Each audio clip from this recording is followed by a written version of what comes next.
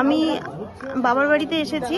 এবার বাবার বাড়ির সামনেই একটা দুজন ছিল বাইকে, প্রথমে দাঁড়ালো, দাঁড়িয়ে নিয়ে তারপরে বাইকটা ঘুরিয়ে আমি পাশের বাড়ি বৌদিকে বলছিলাম যে বৌদি ভালো আছো, তখনই দেখি আমার ওনার সাইড থেকে মালাটা টেনে নিয়ে চলে গেল।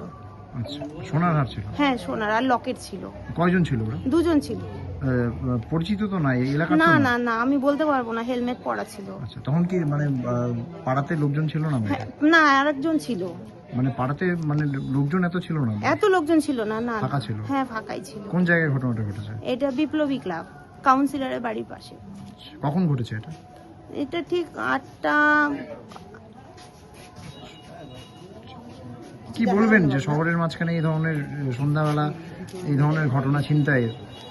এসব তো ঠিক না, না কারণ তাও আবার কাউন্সিলরের বাড়ির সামনে থেকে পাড়ার মধ্যে ভেতরে এরকম করাটা তো ঠিক না। আতঙ্কে আছেন? হ্যাঁ। কি চাইছেন? প্রশাসন যেন এই ব্যবস্থা নেয়। সেটা হচ্ছে আমারই পাশের বাড়ি, আমার সম্পর্ক ভাস্তি হবে। উনি ওনার বাড়িতে শ্বশুর বাড়ির হাজব্যান্ডের বাড়িতে আসছে, এখানে দাঁড়িয়েছে, তখন পিছন থেকে একটা বাইক আসছে, বাইকে দুজন ছেলে ছিল, ওরাই পিছন থেকে হাঁটা টান দিয়ে পালিয়ে চলে গেছে। তো সিসি ক্যামেরা আসছে, ছবিটা স্পষ্ট আসছে না বলে প্রশাসন ঠিক করতে পারছে না। তো আমার মনে হয় যে প্রশাসন ওটা ধরে নিতে পারবে। যুবকরা কি মানে স্থানীয় ছিল? না, স্থানীয় ছেলে সাহস পাবে না, ওরা স্থানীয় ছিল, বাইরেরই মনে হচ্ছে। বাইরেরই ছেলে মনে না, একদম বাইরেরই ছেলে। এটা ধরা পড়ে যাবে নিশ্চয়ই, ঠিকানা আপনি ধরা হবে। প্রশাসন যদি একটু খোঁজ করে ঠিক ধরা পড়ে যাবে। অনেক সিসি ক্যামেরা আছে রাস্তায়, যেখানে সেখানে নাকি ধরা পড়ে যাবে।